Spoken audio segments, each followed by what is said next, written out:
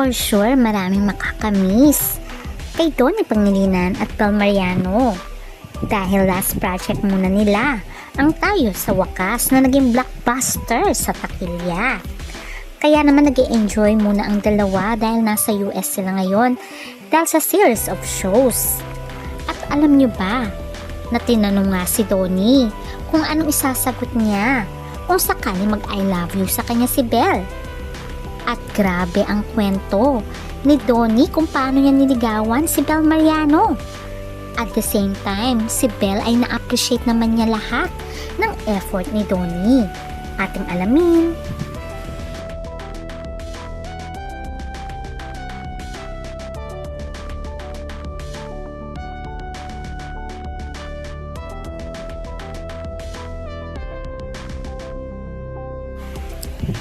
Isa sa pinakasikat na love team ay ang love team ni Donnie Pangilinan at Bel Mariano na tinawag silang Don Bel ng mga fans.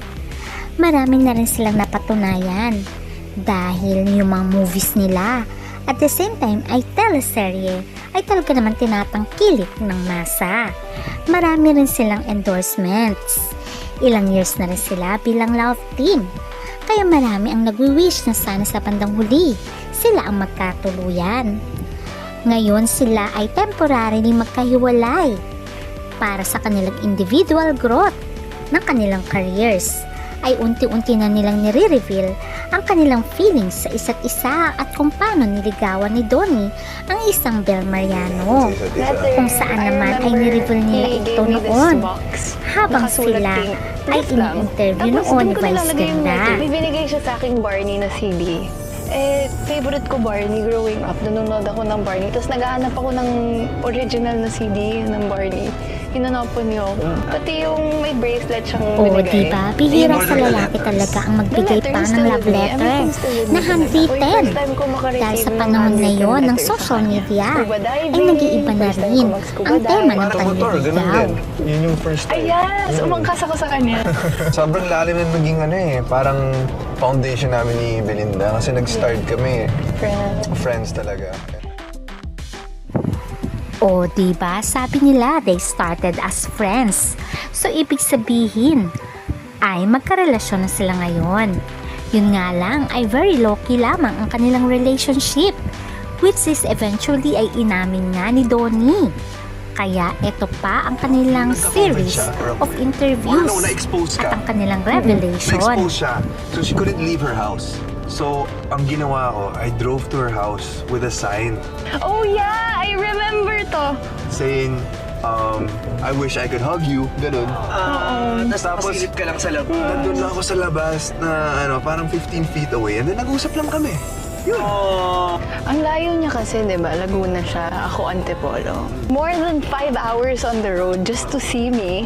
Wow! Grabe yung effort niya. We really chosen to keep a lot of our private life super private. Yeah. Kasi whatever people Diba? don't really know, Finally, inamin nga they ni can't really Donnie ruin na mas it. maganda They nga can't daw talk maging about it. private ang kanilang relasyon ni Bel Mariano para hindi daw masira ng ibang tao ang kanilang relasyon at mas matahimik ang kanilang pagmamahalan. Kaya pala, kung ating babalikan ang ilang years nilang pinagsamahan, ay makikita mo na very close si Bel Mariano sa parents ni Donnie Pangilinan. At hindi lamang yun, umattend pa nga si Bel Mariano sa reunion ng mga Pangilinan. Kita mo nga dito, yun pala ay into relationship na sila ni Donnie Pangilinan. At very close din ang mommy ni Bel Mariano at si Donnie. O kita mo naman para silang family dito. At syempre, tulad nga ng sinabi ni Donnie, ay pinapahalagaan niya ang kanilang relasyon. Mas maganda na nga daw ang tahimik lamang. At tinanong nga siya kung anong sasabihin niya pag nag-I love you si Bel. Syempre sasabihin niya din daw I love you kay Bel.